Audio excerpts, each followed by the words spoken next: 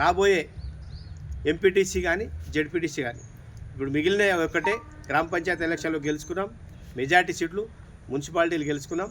రేపు వచ్చే జెడ్పీటీసీ ఎంపీటీసీలను కూడా వికారాబాద్ జిల్లాలో ఉన్న 20కి 20 తప్పకుండా గెలిచి జిల్లా పరిషత్లో కానీ మండల పరిషత్లో కానీ కాంగ్రెస్ పార్టీ జెండా ఎగిరేసి మరి ఈ వికారాబాద్ జిల్లాను ఒక ఆదర్శ జిల్లాగా తీర్చిదిద్దడానికి గౌరవ ముఖ్యమంత్రి గారి సహాయ సహకారాలతో ఈ 4 నియోజకవర్గాలను మేము తప్పకుండా తీర్చిదిద్దుతాం.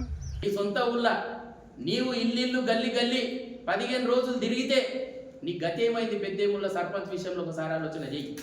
నీ సొంత తాండా నీ పుట్టి పెరిగిన తాండా 12వ వార్డు, ఒక వాడే వాళ్ళ తాండా. ఆ తాండాలో ఒక్క ఓటు అంటే కన్నులోటు పోయేమంటారు కదా, ఒక్క ఓటుతోటి నీ వార్డు మెంబర్ గెలిచిండు. ఇదన్నీ పక్కకు పెడితే మరి రోహిత్ రెడ్డికి మా కార్యకర్తలు నిలబడ్డోళ్ళు ఓడిపోయారు అంటే ఫ్రస్ట్రేషన్లోకి వచ్చినంటే ఒకటి ఇది ఉన్నది. మరి నీ సొంత తమ్ముడు 13 అంటే నువ్వు ఫ్రస్ట్రేషన్లో లేవా అని చెప్పి నీకు నేను అడుగుతా ఉన్నా. అంటే సొంత తమ్ముడి మీద కూడా నీకు ప్రేమ లేదా అని చెప్పి నీకు అడుగుతా ఉన్నా. నేను ఇటువంటి మాటలు మాట్లాడేటోళ్ళు చాలా అవాకులు చవాకులు పేలుతా ఉన్నారు.